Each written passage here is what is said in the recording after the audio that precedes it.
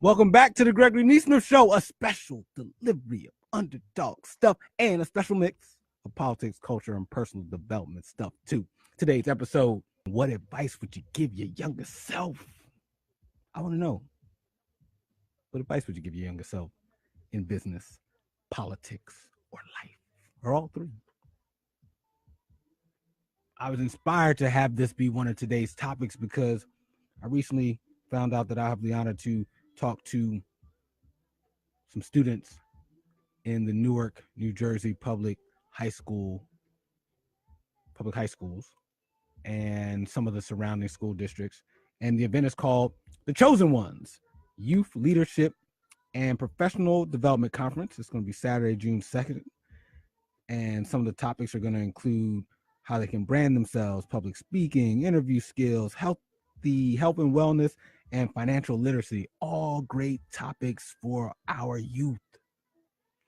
And the program is being put on by the nonprofit group Leaders of the 21st Century and by the Newark Public Schools.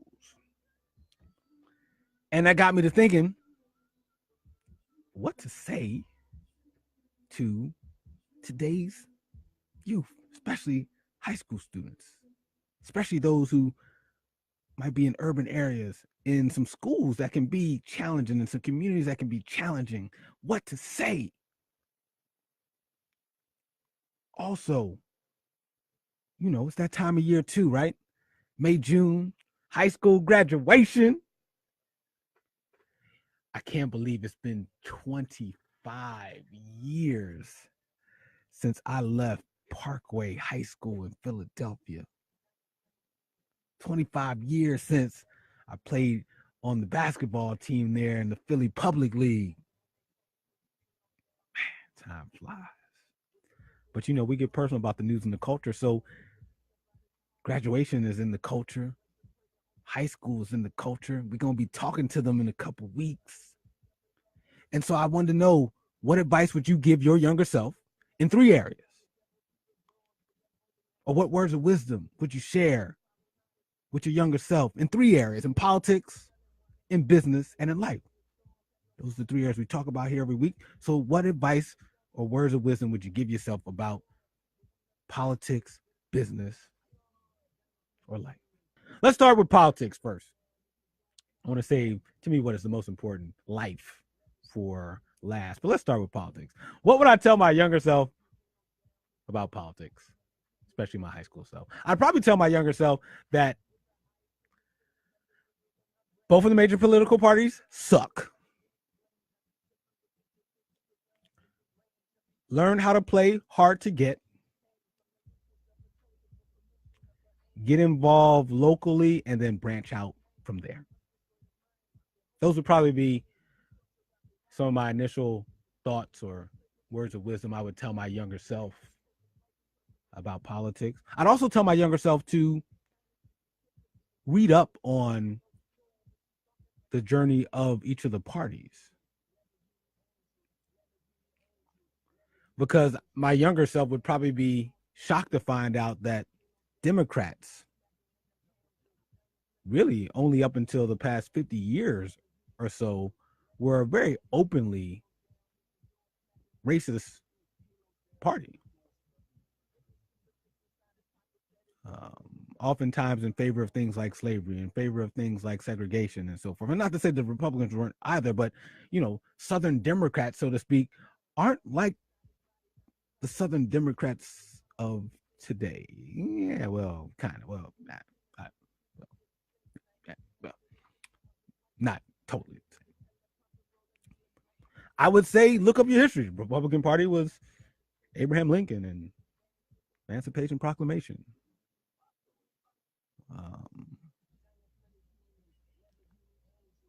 Things like housing and schools and desegregation and things like that. Both parties have been a little shaky on it. So I would tell my younger self, do your research.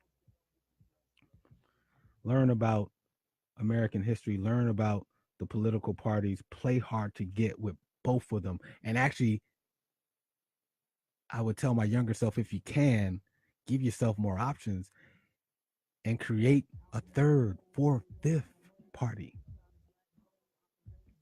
Because normally when there's more options, people work harder and then we get better results. What advice would you give your younger self about politics? What about business? What advice would you give your younger self about business? And business can be about going into their own business. Business could be about how to interact with their employer, how to, interview skills, just things you would want to tell your younger self about business. And I'll get to the big one, which is what you tell us about life in a second. But I know one of the things that comes up related to business, today we talk about being an entrepreneur, going out on your own, making it sound all sexy, run your own business, be your own boss. What would I tell my younger self? I'd probably tell my younger self to start a business. And not even necessarily because I wanted to be an entrepreneur, but I did when I was younger. But I think there's value in learning what it's like to run a business so that you can better understand how to run one when you're an adult, or better understand how to be part of one as an employee when you're an adult. I'm a believer in exposure. And I also don't believe it has to be education or entrepreneurship. I think both paths can win. They can. And according to a Bureau of Labor Statistics, someone with a college degree earns twice as much as someone with just a high school diploma. And someone with just a high school diploma would be twice as likely to be unemployed. College students sometimes dream of leaving school behind to pursue entrepreneurship, but data shows that companies started by founders with a higher education tend to have more sales. When choosing between education and entrepreneurship, sometimes it's better to go for middle ground. And what could that middle ground be? It could be, while you're in college, if you choose to go down that path, and I don't believe everyone should, because if that's not for you, that's not for you. Like, there's options. I think education and learning skills or trades and things like that shouldn't just be limited to college. But if you do end up going to college and choosing that path, while you're there, start a business too and have the best of both worlds and get a feel for what it's like. While you have the safety net of knowing that you have a dorm room and a roof over your head, while you have the access to research and professors and other students, while you have access to time. For the most part, once you're done your high school and college years, rarely will you have months off at a time in the summer, extended week breaks in the winter and fall. So you also have a lot of things that are set up to allow you to, what I call, like, almost have two lives: be a student and start a business and see what happens. Something good will come from it. What advice would you give your younger self about politics, business, or life? I think one thing that often doesn't get shared with high school students, and I know it didn't get shared with my younger self, which is, once you're about to finish high school, there was this assumption that you would either go and work, go into the military, or go straight to college. Military, start working, or go straight to college. And what I would tell my younger self is that those aren't the only three options. There's at least, there's plenty more options than those three, but there's at least one other option. And it could be this.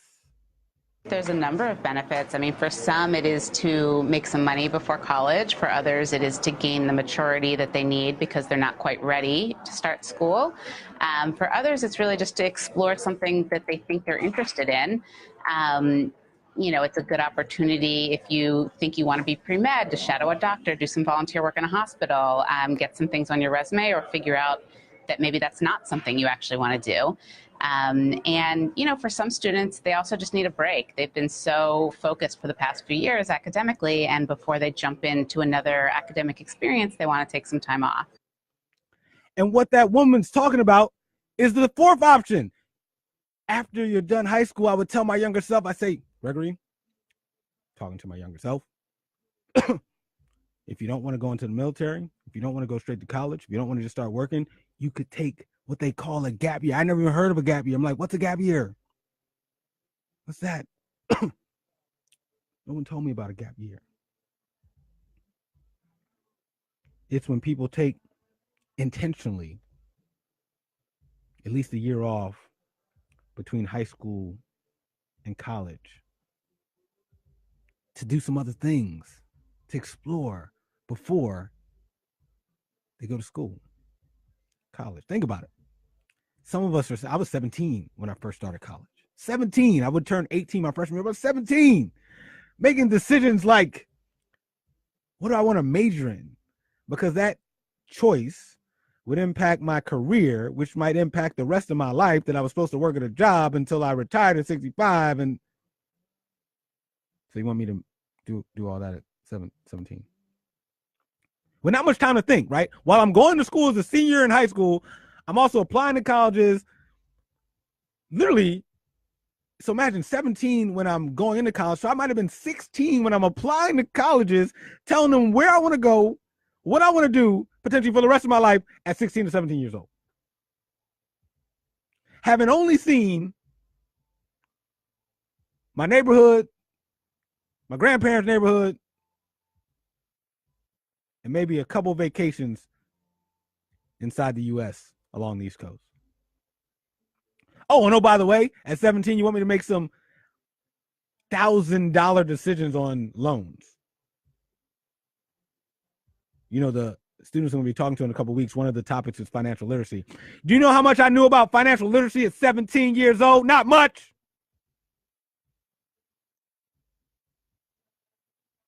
I'd tell my younger self, pause. Don't rush. I tell my younger self about a gap year, something I didn't know anything about. And studies have shown those who take a gap year between high school and college end up performing better in college. They're also just a year more mature. Some of the benefits I found that can happen when you take a gap year, or you can use that time to experience different cultures, right? During that time off, maybe you can travel. Speaking of travel, I recently read that only 2/3 of Americans have, actually, no, let me say this other way around. Only 1/3 of Americans have an active passport. That means only 1 in 3 of us could leave the country right now for a trip. 2 out of 3 of us can't go, can't leave these borders. And there's such awesomeness and exposure around seeing how other people live in other parts of the world. So one of the things that can happen during the gap year is you can experience other cultures.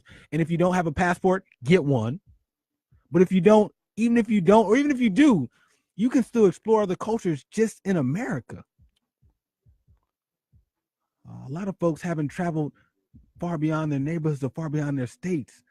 Take a trip to the south if you're from the north. Take a trip to the east if you're from the west, and so on and so forth. Another thing you can do during the gap year, learn another language. I wish I knew another language. I only know English. I wish slang counted as another language, but it doesn't. During a gap year, you could either study another language right where you live, or maybe go visit a place and immerse yourself in another culture and learn that other language. I wish I knew Spanish right now or something. I would tell my younger self, take a gap year, and while you're doing that, explore the cultures, learn a new language. Also, some of the benefits of the gap year would have been for me to develop some new life skills. Maybe I could have started an online business. and see how that would have went and learn from it.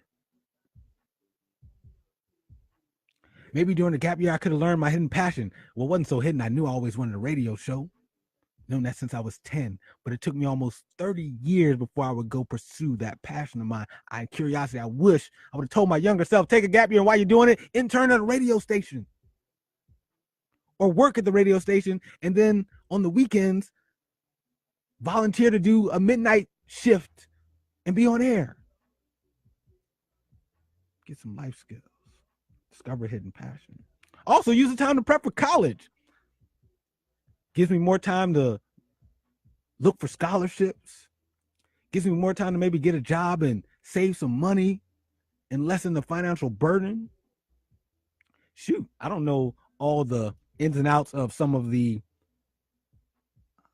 financial statements and things like that, but I'm thinking maybe if you ended up taking a gap year and could be an actual independent and then file your financial aid as like a single kid, I don't know, adult, you might be able to get some real good financial aid up in this piece.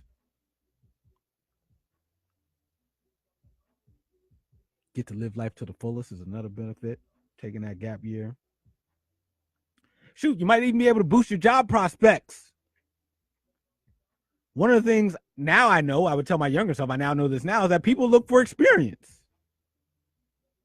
And a lot of times, if you don't have the hookup, at least you can have the qualifications. And so that gap year could be an opportunity to do work within the career space that you think you have interest. And the cool thing is you may learn that you don't like something, and even learning something that you don't like is still learning. And you get to have some fun. Wouldn't it be nice that after being in school from kindergarten to 12th grade that you just took a break before you dive back in for the next 4 to 5, 6 years of your life? Those are some of the benefits of a gap year.